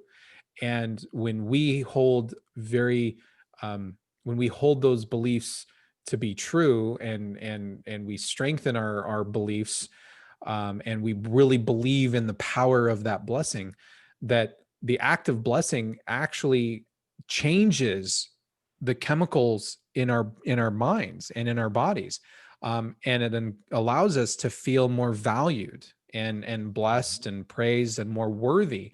That there is a sense of upliftingness that happens during the act of blessing. And that's a very powerful thing, right? So, I know people will say, "Oh, I don't believe in that supernatural mumbo jumbo," but there's a connection that happens there, and we can even strip away all that supernatural stuff if it makes people feel uncomfortable, and we can just look at the relationship that happens between blesser and blessee, right? And the chemical changes and the relationship that gets strengthened there. And whether you want to call it mind over matter or whatever, there's a ritual, a sacredness that happens, that transpires during that act of blessing, that actually does improve people's lives even if for a short instant, even for a short few moments, there is a very positive and very powerful impact that happens. And as men, embracing this king role, we can provide that same kind of upliftingness to the people around us. And, it doesn't have to be, I don't believe, as formal. I understand exactly what you're talking about blessing other people. But, doing for others and especially those in need, this is the kind of person that rushes to the aid of total strangers in situations. And not I'm saying going to rush into a fight, but right. but going to just lend a helping hand or lend aid, give charity, for example. Charity, absolutely. Yeah. Or really, when I had an instance. I asked somebody at work the other day, and I said, "You doing okay? You seem stressed out. What's going on?" And she was kind of taken aback by, like, what do I look that bad? I said, "No, I can just tell things are happening with you, and you don't seem as chipper. Tell me about it." And we talked for a little bit, and I said, "Well, I hope things are going to get better. I'm sure they will for you. Let me know if there's anything I could do for you. Take care. Try and do, bring a smile on your face. It'll help." And most people go, "Well, what the heck was that?" But just that act of actually showing somebody else that you care and you're there to in essence bless them going forward. She came up to me a couple days ago and said, "That meant a lot when you actually stopped and what you said." So I understand at least that part, or I guess taking the ritualistic or the religious aspect of blessing someone else out and putting it into a real life context. Yeah. So the next archetype that they have here is the warrior. And I think the warrior is probably the one out of all of these archetypes that could probably get a bad rap. Sure. But they actually lay out a really interesting concept for the warrior. And in their description of the warrior archetype, the warrior is that element within us that is most geared toward taking action. So the warrior is the one that acts in the world. Okay. But they also lay out and say it's not just blind action for the sake of action. And as a warrior, their version of a warrior, their definition of the warrior is not just somebody who's I'm combative, I'm the fighter. they liken the warrior to the very traditional samurai role, right? Where the warriors of, like, the samurais, for example, they had the way in which they lived. Everything was very meticulously planned and thought out, and they had a very specific way of living. Um, what the samurai called the do, right? It was all of their moral rules and guidelines that kept them in check. And so for someone who was like who was a samurai, honor was everything, right? So they did not act without honor. They did not act in a way that brought dishonor to other people, to themselves, to their family, etc. And so their characteristic, or their archetype of the warrior, is someone who also has that total way of life, that total way of living that's very focused, but is purpose filled. But the warrior is he who takes action within the world. And that's important when you start balancing the warrior with these other archetypes. Is, you need to be a king, but you also need to be a king who takes action when the time comes. And the warrior helps you to take that action when it comes. But by being guided by the king, you're going to take action in a very specific, purpose-filled way. Yeah, so of course, when you say warrior, naturally everybody thinks to the soldier, the fighter. But I was actually writing some notes down before you were talking about what the warrior would be in our society, and I guess attributed these more to the doers, these very meticulous in that. Trying to think of an example, maybe of a profession that would help besides the soldier, military style. But let's say a mechanic, okay, very hands-on. In there, usually grease up to their elbows, but they're very meticulous in how they do everything throughout the process. If you're getting, I don't care if it's an oil change or a transmission, there's step 1 through step 200, and you do them in order for a reason. Because if you don't, somebody get hurt, you lose something breaks, you mess everything up. But it's very, very ordered in that regard. And then you started talking about living by honor, which was a little bit outside of what I was originally thinking. So that was very interesting twist that they're taking that, because we talked about honor quite a bit. Gosh, I want to say that might have even been episode 1 or 2. Yeah, a long time ago. One of the things that I was thinking about when I was rereading this section about the warrior is I was thinking about martial arts, for example. And if you think about the Karate Kid movie, the original Karate Kid movie, right? Mr. Miyagi has him do, wax on, wax off, paint the fence, right? And what he was doing, what we quickly learn a few minutes later into the film, is he was teaching him that muscle memory, such that when Mr. Miyagi throws a punch, all he has to do is do the wax on, wax off, and he's blocking those punches. He doesn't have to think about it, right? It's built into the muscle memory, and he just takes action and he reacts. And so that's a way of looking at their definition of the warrior. And that's why it's so important that the warrior has to live by a specific path within life, right? So that when they do act, they don't have to overthink it, right? The warrior is not about thinking. So if the warrior is not about thinking, then everything you do before you actually take action is going to be very important. Even in terms of drilling, we do this in the military. The military drills and drills and drills. So it just becomes second nature. You don't think about it. You just do it. Right. When, all hands on, battle stations, you just move and everybody just does their function without even thinking about it. Because if you think about certain things, then that can mean the difference between life or death, depending on the situation. So the warrior is the one who takes action very, very quickly, but it's important to have your own personal do that you're living by, so that when you do take action, it's with a purpose, and it's very specific and controlled, without just resorting to rage or crazy, irrationality. It's a controlled form of action. And I think that's what's really important about the warrior archetype. Right. These are definitely not the talkers. They're not the intellectuals. Yeah. These are your men of action. And, unfortunately, I feel like this is probably, of the four, the one that is going to or does come under the most fire from everybody. That doesn't make people in this archetype dumb at all. Correct.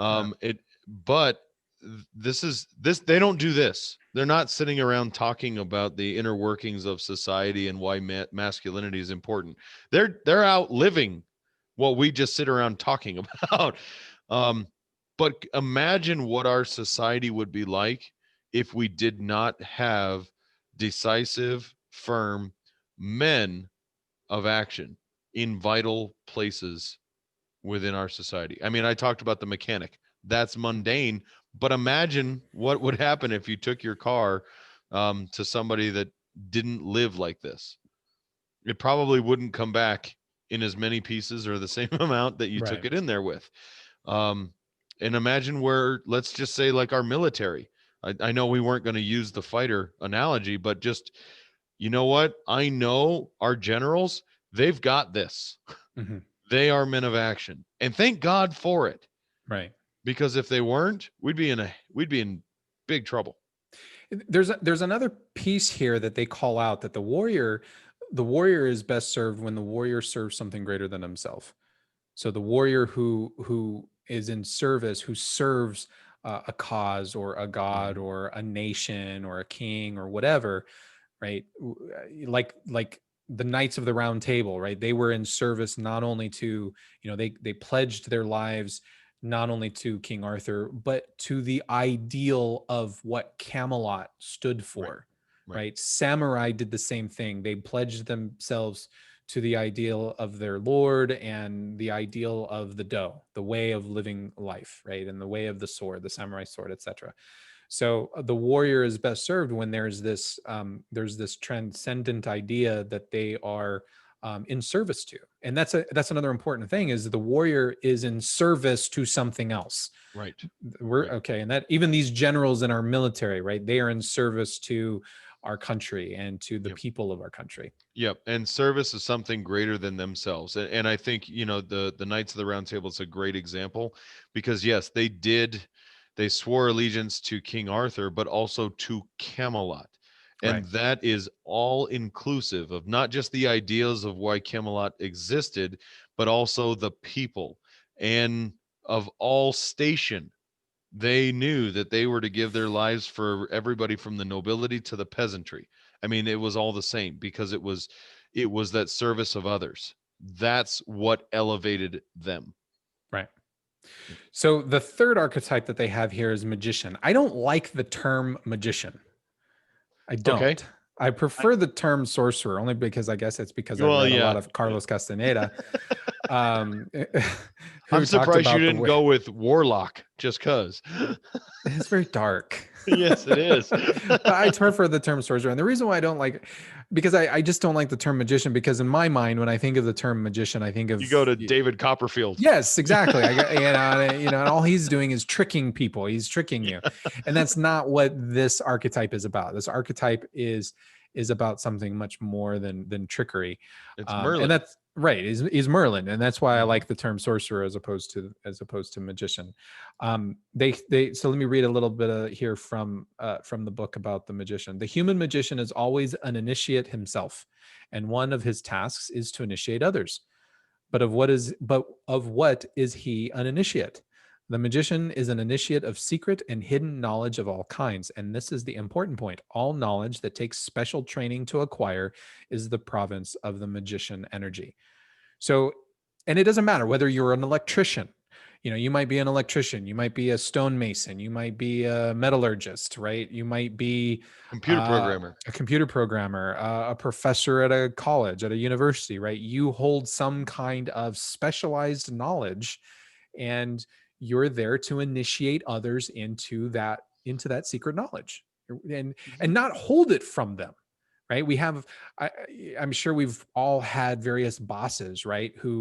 Or just other people that you might have worked with, that they didn't really teach you everything. They just taught you enough, right? But they wouldn't give you all of the knowledge so that you could be successful in your role, in your job there, right? They were holding that knowledge back. And why are you looking at me like that? Oh my God. This is one of the best parts. This is why I love doing this podcast and this show with you. I really do, because I get to speak for, and I think represent for the most part, the general listening audience and public that actually tunes into our show. I'm just Joe Q public. I'm the random dude in the garage who gets to sit here and bask in the glory of Dr. Ramirez's intellectual prowess. So I can tell you, up until this point, everybody's already starting to try and figure out where you and I fall into these archetypes. Sure. You didn't get 3 words in, and everybody's like, "There's Lucy, right there." Because I did. I was like, "Oh yeah, there he is." Well, yeah, I put myself more into this bucket too. So yeah, so does everybody else who's ever had a conversation with you for more than 5 minutes. But no, this is really cool because, you know, I'm really glad you brought up Camelot, because I think it gives us something tangible to be able to kind of correlate a lot of this too. So I look at Merlin, you know, in this magician, or would you say sorcerer category? Sorcerer. Yeah. It's such a better word. It's a cooler word. It's a cooler word. Well, especially because you're putting yourself right there, but that's cool. You know, it's not necessarily the person that's going to give you all the answers, but give you the book or the tome of knowledge, which you can then source out and find the answers you're looking for. And that is just like you, which I love. I absolutely love it. So, I mean, this is, I think a lot of like my grandfather, you know, he would never give me the answers to questions that I had, but he would hint at the answers just enough to whet my appetite and satiate my appetite so that I would go find it right where he was trying to get me to go. And I love that. I had to come off mute there because I didn't want to be typing while you were talking. Yeah, one of the things about, and that's why I wanted to talk about, you know, Excalibur and Knights of the Round Table and King Arthur and all of that, because this is really important. This is really important, and the way mythology tells about these types of stories, we can see that these archetypes are already present within a mythological story like the Arthurian legend. So obviously the magician is that Merlin character. There's a scene from Excalibur when King Arthur, or Arthur, he's just pulled the sword from the stone.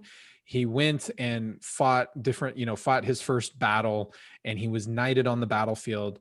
And he's like, you know, he's a young kid. He's like 19, 20 years old, right? And so everybody, you know, he's having to win over the hearts and minds, and why should anybody follow this kid, right? And so now they're celebrating. There's this whole celebration that's happening, and Arthur has seen Guinevere for the first time. And he's holding like this cake, this little piece of cake. It's more like a cookie or something like that.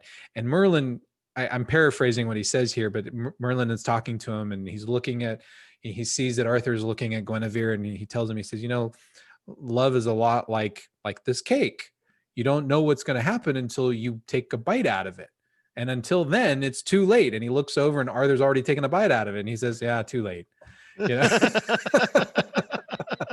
and I love that. I love the character of Merlin in that movie, because he's always sharing this knowledge, but in a way that you sort of have to figure it out. He's gonna tell you the answer, but not in a very black and white way, right? He's right in a way that you have to kind of think about it and reflect on it. And that's what I love about Merlin. And I think a lot of people, a lot of men who fill this magician role, they want to give you the answers, but they want to make you have to work for it a little bit, because if you don't work for it, then it's not going to stick in your head. You're not going to understand why. Well, and not only that, I mean, you don't actually learn from it, right? If I just tell you how to do it, we talked about this when we were talking about the benefits of failure versus success. Mm-hmm. You know, success teaches you nothing. Failure, you learn as you go.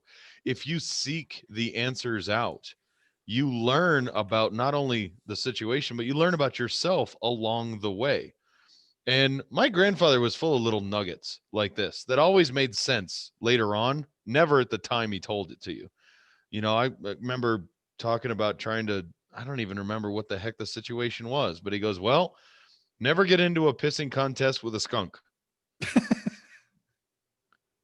What the hell does that even mean? Well, now I get it, but it took me a lot of years to kind of figure out what the heck he was even talking about. And I was like, oh, well, if you'd have just told me, Right. not to do that little thing. But there were so many of those little things that he told me growing up, and that I'll never forget, just because they were little nuggets of wisdom that you actually had to unpack and unwrap just to try and figure out what the heck that even meant. Then it was like, oh, of course, this is the Mufasa in the sky to Simba, the answers lies in the stars above. Oh, that's what he meant. Stars above. Okay. Yeah. There's an interesting passage here from the book. And I think this is really interesting given our crazy world in which we live. They write here, ours is an age, as we've said, of personal and gender identity chaos. Sure. And chaos is always the result of inadequate accessing of the magician in some vital areas of life. Okay. And they go on to say that the magician energy is the archetype of awareness and of insight primarily, but also of knowledge of anything that is not immediately apparent or commonsensical. It is the archetype that governs what is called in psychology the observing ego. So, and then they go further. Its proper role, the magician, is to stand back and observe, to scan the horizon, to monitor the data coming in from both the outside and the inside, and then, out of its wisdom, its knowledge of power within and without, and its technical skill in channeling, make the necessary life decisions. The magician then is the archetype of thoughtfulness and reflection. And, that part of going back to what they just said about the gender identity, personal and gender identity chaos, I think that's really important. We spend a lot of time not talking about truth in our culture, not acknowledging truthfulness or No. what reality is. No. And you and I have talked about this over and over and over and over and over again. People say that they want the truth. No, they don't. No, they don't. People want to be placated to. They want to be empathized with. They want to be sympathized with. They want to hear what they're already thinking in a different tone of voice. Right. And so this becomes really important for man's psychology, right? We need to embrace our magician, our inner sorcerer archetype. Because if we cannot say, no, that's not a woman, that's a dude. Mm-hmm. I don't care what you want to be called, and I can call you whatever for the sake of just appeasing your feelings. But let's be honest. Let's be objectively truthful with the world, because if we're not objectively truthful, then as men, our warriors cannot take action. We cannot take the appropriate action that needs to happen. If we're not going to recognize and acknowledge what is actual what reality is actually telling us in the world, then we hamstring our own warriors when it comes time for us to take action. And I think that's an important play between these two archetypes. And I think it's important for men to say, you know what, I'm just going to start acknowledging the real world around me. And I'm going to stop pussyfooting around these crazy terms that some pinheads at the University of Michigan say are not appropriate. That's just ridiculousness. Let's call it what it is. Let's call it ridiculous. Let's acknowledge that we're not being evil if we use a term like blacklist, and it has nothing to do with race relations at all. Picnic. I'm going on a freaking picnic, for crying out loud. Right. I'm not going on a gathering. I'm going on a picnic. Screw you. Words mean things. And yes, and a picnic I can do a picnic by myself. A gathering implies I must have at least two people to gather. I mean, right. That's so idiotic. And more to your point, not only can the warriors not do their job if they don't have that, but a king, how is a king supposed to govern the kingdom and provide light and sustenance for everyone if they can't figure out what the heck they are? How am I supposed to provide for people when they believe that they're all goldfish? Right. I mean, just because you want me to call you a goldfish doesn't make you sprout gills and live underwater. Right. And how is the king, as the king archetype, we're going to be unable to provide that moral stability for those around us, or that moral clarity when the time comes, if we can't even acknowledge or use certain words, if we have to avoid the hidden knowledge that we possess, the knowledge that we know to be true. If we cannot use that knowledge, then you're hamstringing not only that warrior when it comes time for us to take action, but that king when we have to uphold that mortal certitude. This is not to say that we need to run out and nobody is saying this. I'm certainly not saying it. I know you're not saying it. We're not saying, that we have to burn the LGBT group at the fire and burn them as witches or anything like that. But we have to acknowledge what is truthful. Sure. Right. And we have to realize that, okay, this is a certain relationship these two people are in. And so I'm going to treat those people as they should be treated. Mm-hmm. But I have to recognize that they're people. If they start, sure. if somebody says, if they want to say, well, don't recognize me as a human, I want to be known as a rabbit or as a horse. And we've talked about some of this on this show, where people have these crazy fetishes and they want to be referred to as a kitten, and they want to live their life. You're not a kitten. Yep. You're not a kitten, and I can't treat you like a kitten. You're a human being, and therefore I'm going to treat you like a human being. You are a crazy person. Let's start acknowledging that if somebody says, well, I want to be treated as a kitten, and I'm going to live my truth as a kitten, the response from the warrior, the magician, and the king is, you're a crazy person. You need help. Yep. And, I don't hate on anybody for that. If you want to be a kitten, go be a kitten, but do it in your own home, and don't make your issue mine. I don't make my issues yours. I mean, I've got my own. Lord knows I got my own, but I don't make any of my problems your problems. And if, as far as the LGBTQ, ABC, whatever, the all of you people out there, hey, you want to do your thing, do your thing. That's totally cool. I respect you as a human being and as a person, but don't make your choice my burden. That's it. Just do your own. And so, yeah, I call it for what it is. I'm sorry. If you're a guy, you're a guy. You're a girl, you're a girl. If you're gay, you're gay. That's fine. But don't try to make me do mental gymnastics to figure out that you're actually not gay. You're a man trapped in a woman's body who wants to be straight, but we're raised bi. I don't understand any of that, and I'm not going to try. Right. Why would you make me do that? I don't make you try and figure out anything going on in my life. That's absolutely irrational. Right. Move on. So we need to acknowledge what is real, and we need to treat people according to reality. And we can make certain accommodations for people. We're not saying you should not make certain accommodations. If somebody says, you know what, I would really appreciate it if you call me, technically I'm a female, but I would really prefer if you call me a boy, if you refer to me as he.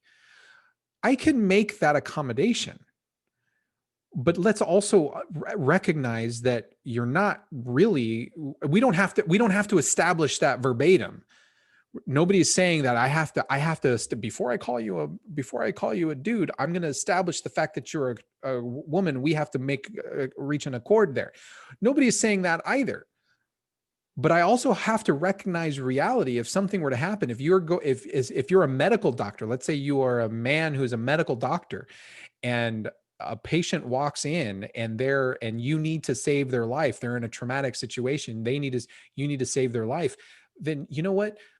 There are certain situations, there are certain medical conditions that show up in blacks more so than they do in whites, more so than they show up in Asians, for example.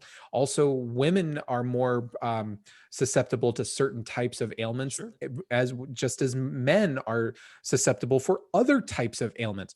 You cannot, just because they say, well, I'm a dude, and you say, no, you're actually a female. You have to treat the patient as a female because that's biologically what they are. You can't just say, I'm going to throw out all of my medical training and I'm going to treat you as a dude because you claim to be a dude. No, I have to treat you as a woman because what your symptoms, what you're presenting with and everything could mean these certain things. Right. So you have to trust the magician there. You go with the anatomy, and yes, there are certain anatomical things that women have that men don't, and vice versa. Right. And I'm sorry that this may hurt your feelings, but I'm going to save your life. Right. I mean, that's truth. And that's reality. And that's what I'm saying is we have to be able to treat people according to what's real, because there are situations where if we don't, you could kill them. Mm-hmm. You could literally kill them, particularly if you're in the medical profession. Yes. Yes. And that's just reality. Yeah. Another interesting thing that they talk about here is with regard to the magician is they say the magician is the one who often comes online in a crisis. Most men, when a crisis happens, men immediately jump to problem solutionizing. Yeah. Right. And that's the magician at play. Once we come up with a solution, it's the warrior who now has to take over and take action, but it's the magician that usually kicks into play and we start running with it. And you just touched on this, but I think this is important that perhaps we have not really spelled out, and maybe they didn't, but I believe they have, just based on the way we're talking here. All men have aspects of all four of these. Yes. Okay. And we didn't really lay that out, but what I'm understanding, what I'm believing from what you're describing, all men have aspects of all four of these. Do I believe that most men kind of live in or embrace one overwhelmingly more than the others? Probably. Yes, probably. Yeah. But everybody has aspects of all of these. Yes. Yes. Okay. And they do talk about that, and we would get into that.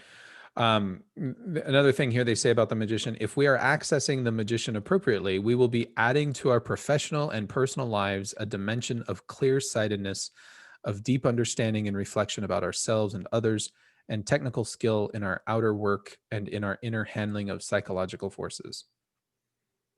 So, well, that's a mouthful. Yeah, that is definitely a mouthful. With greater introspection comes greater wisdom and understanding. Yes, most definitely. So the fourth archetype here is the lover.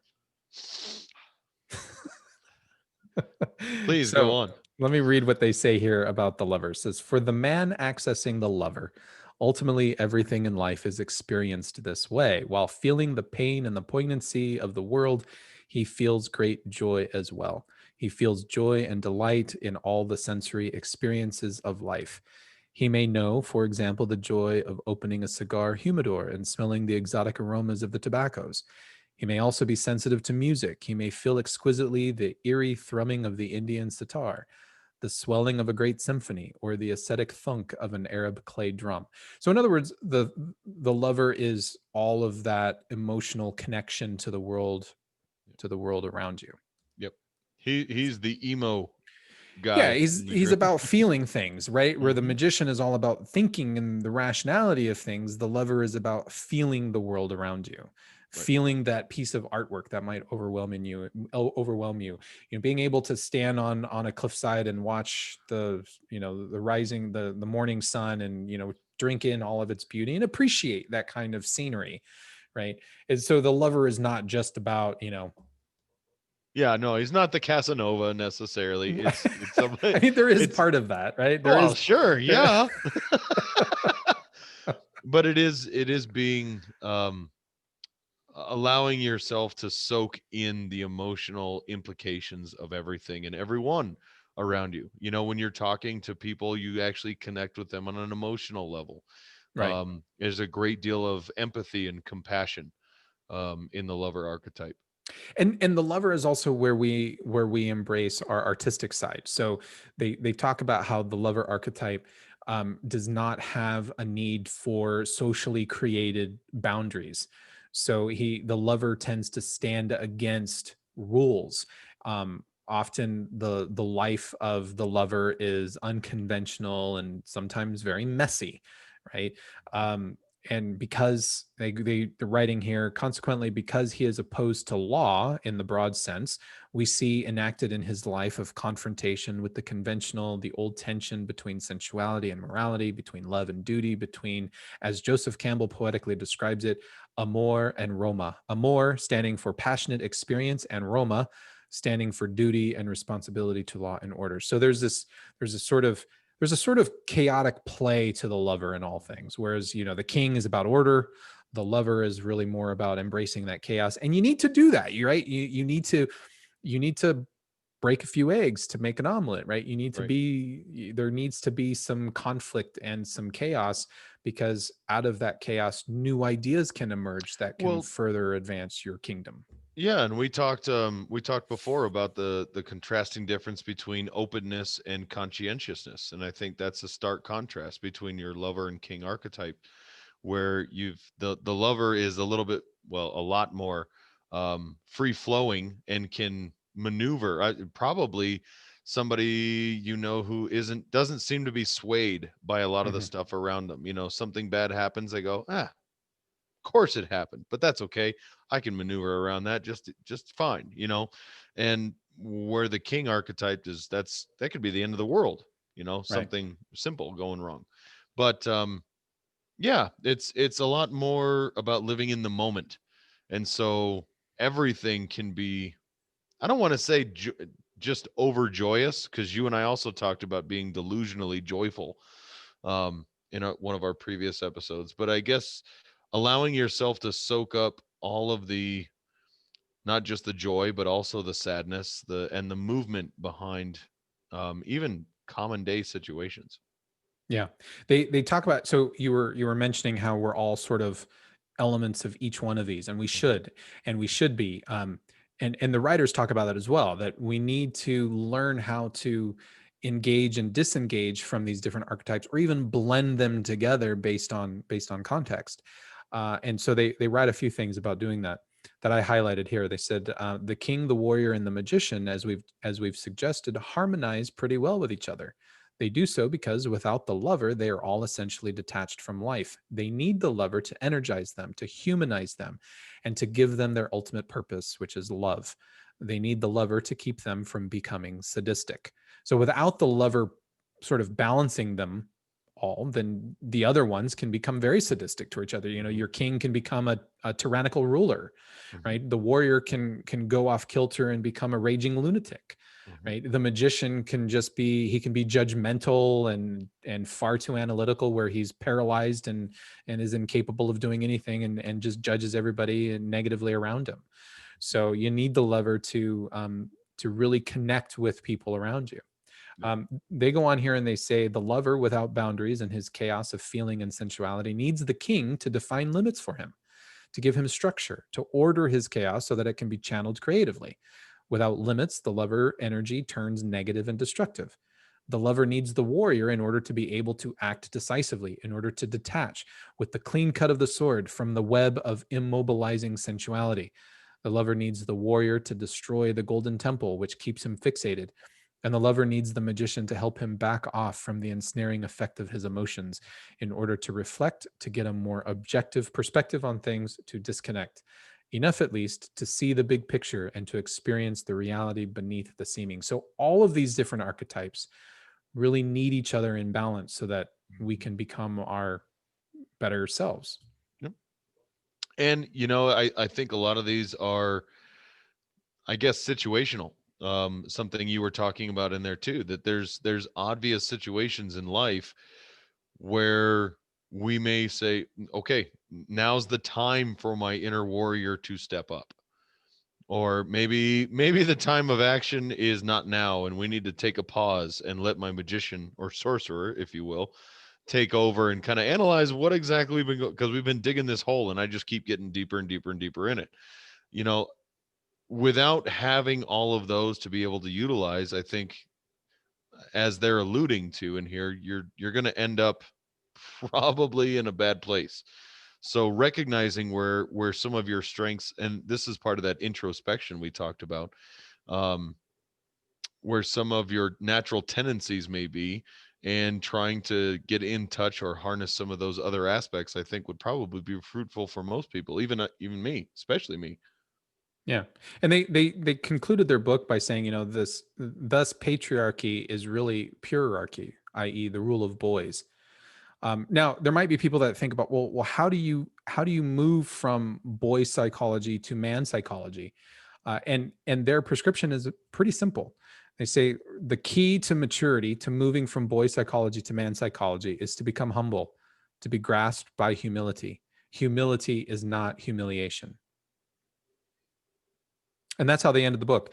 So I think that's fantastic. One of the things that we did not talk about, maybe we can do this in another episode, maybe next week or something, is to talk about the different characteristics, I should say the archetypes of the boy psychology. And we didn't talk about that intentionally because I really wanted to kind of focus more on becoming a better man. So we focused on the 4 archetypes here to start with. But I think it's interesting I think it could be interesting to look at those boy mentalities, and they talk about different ones, like I think one of them, they call him the high chair tyrant, right? Okay. The little boy who sits in the high chair, he won't eat his food, he throws everything around, he's constantly throwing tantrums, and we can continue to be the high chair tyrant even as adults, right? And that's not a pretty look. So they talk about these different types of boy archetypes and what men look like when they're embraced within those boyhood archetypes. And I think that might be kind of interesting to sort of contrast. And one of the things that the authors make note of is that these boy archetypes, they don't actually leave us. So that's an important thing for men to remember, that you always have to be reflecting and thinking about these things so that you don't revert back. Often what happens, at least what these gentlemen talk about in their practices, is that it's easy for some men to revert and go back into these boyhood archetypes and to seek solace within those boyhood archetypes. So we have to take these boyhood archetypes and transcend and build on top of them to create these man archetypes. Mm-hmm. And it's interesting. I don't know anything about any of that yet, of course. You just dropped that on me tonight, but you talk about the boy tyrant versus in man psychology, where we look at the king. And I think, since you brought up Camelot, you're going to compare King Arthur to, who was the Henry in the Tudors?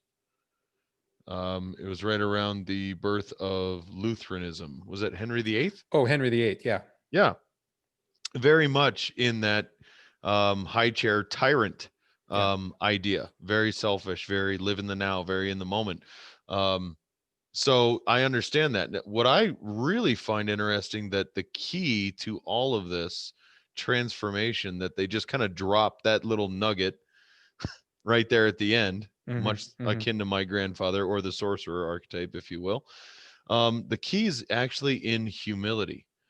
And that's something I think we could spend a lot of time talking about. Humility is a very, very, I would say, divine quality that I think most people don't really understand, and don't really understand how to access that without feigned humility. And there's a very big difference between feigned humility and true humility, because there's a difference in sense of ownership and responsibility and personal intake in genuine humility versus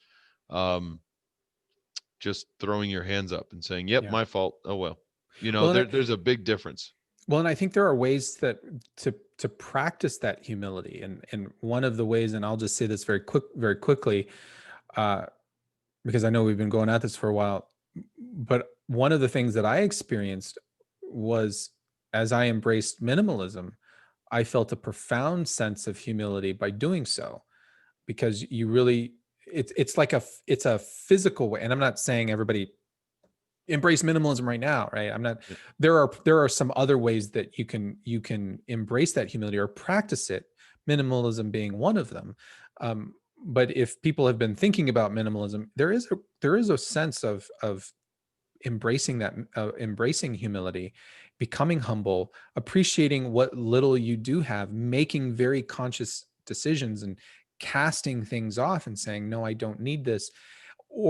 And also in recognizing that I don't need the stuff that other people have. I don't need to keep up with the Joneses, and I can still be happy for you when you have things that I don't want, or, Right. if you have a bigger television than me, that's okay. Yeah. And I'm happy with what I have, and I don't need that. That's great for you, but it's not going to be great for me. And so it helps build. It's sort of like minimalism becomes sort of this constant practice of humility, which I really like. I found empowering for me. Others may or may not, but those are some other things that we can talk about too as we talk about humility. Yeah, I remember somebody told me once, humility is the shears that the practitioner trims the bonsai tree with. It's I that like that. I humility like that. of snipping off what is unnecessary. Yeah. So, Simplicity. Yeah. I love it. All right. Well, good talk. That was a good talk. I like that. Yeah. So yeah, Dr. Ramirez, the sorcerer. Absolutely. And remember, you can get all of our stuff off of our website at fusionunderground.net, our YouTube channel. Just go out there, search for Fusion Underground. You'll find us on Facebook at AZ Fusion, or facebook.com/AZ Fusion Underground. We're right there. You can like the page. We post all of our stuff out on Facebook as well, but you can get all of our stuff linked directly onto our website. In fact, all of the posts that I do on Facebook are just links directly from our website. So everything is there. And of course, you can find all of our audio podcasts wherever you find podcasts. Essentially, we're on Stitcher and Google Podcasts, Apple Podcasts, the Apple Store, iStore, all that kind of stuff. Anchor Breaker, blah, blah, blah, blah, Stitcher, everything. So just, you can go out to our website. You can find links to all of where all of our shows are kept. You can find it out there. You can send us email at contact@fusionunderground.net. And we're on Twitter. We're back on Twitter. So at the FU Brothers. So we come up. So we're right there. You can find all of our good stuff. So for Jason Moret, I'm Manuel Ramirez. And like always, you've been listening to the Fusion Underground. Have a good night.